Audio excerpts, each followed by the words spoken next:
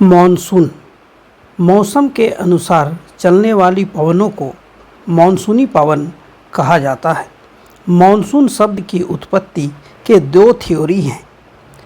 अरबी शब्द मौसिम से या फिर मलाया के शब्द मोसिन से इसकी उत्पत्ति हुई है। मलाया यानी मलेशिया।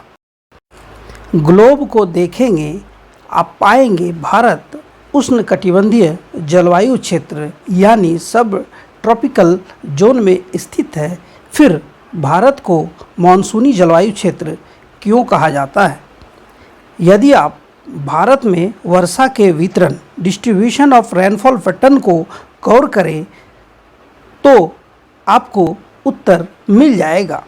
आप देखेंगे दिसंबर से फरवरी के बीच वेस्टर्न डिस्टर्ब के कारण वर्षा होती है, वहीं मार्च से मई महीने के बीच साइक्लोन के कारण वर्षा होती है, जबकि जून से नवंबर तक लगातार 6 महीने तक भारत में जो वर्षा होती है वह मानसून के कारण होती है।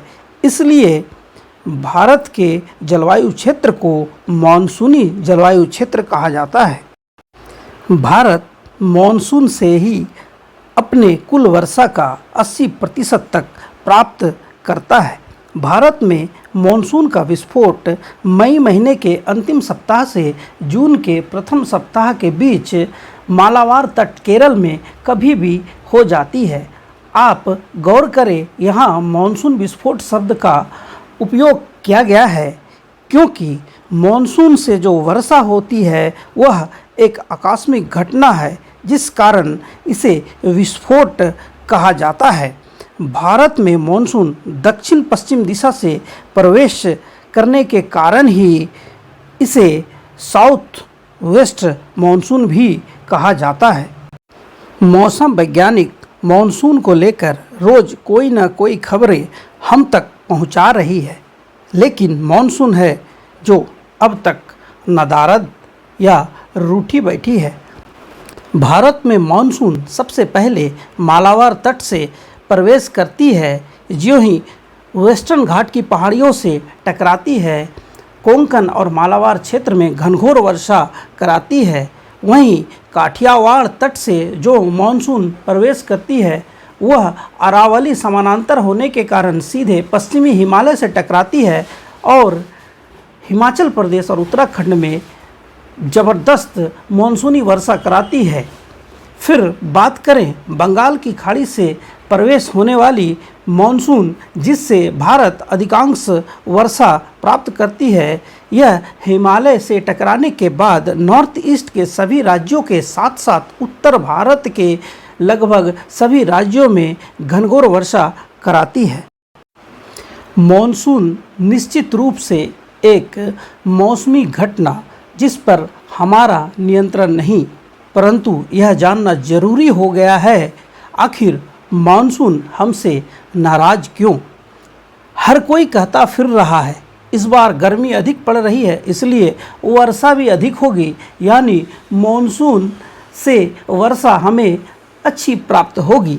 लेकिन हकीकत से रूबरू होना ज़रूरी है और ये हकीकत हमें बताएंगे कौन? बताएंगे भूगोलवेता यानी भूगोल वैज्ञानियों के अनुसार भारत में मानसून को प्रभावित करने के कई कारण हैं और इन्हीं कारणों के प्रभावी होने से अब तक मानसून हमसे रूठी है। चलिए जानते हैं उन कारणों को। ग्लोबल वार्मिंग के कारण समुद्र के तापमान और स्थल के तापमान में जो अंतर होनी चाहिए उसमें कमी आई है, जिससे मानसून प्रभावित हो रही है। हिंद महासागर के द्विध्रुव सिद्धांत ने भी इस बार मानसून को प्रभावित किया है क्योंकि तापमान में अंतर बहुत कम रह गया है।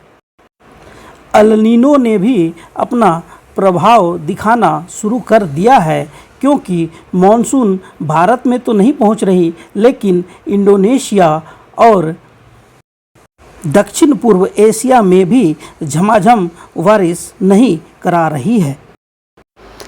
भारत में अच्छी मानसूनी वर्षा के लिए तिब्बत के पठार की भूमिका बहुत ही निर्णायक मानी गई है, लेकिन ग्लोबल वार्मिंग ने तिब्बत के पठार को भी नहीं छोड़ा, जिससे मानसून प्रभावित हो रही है।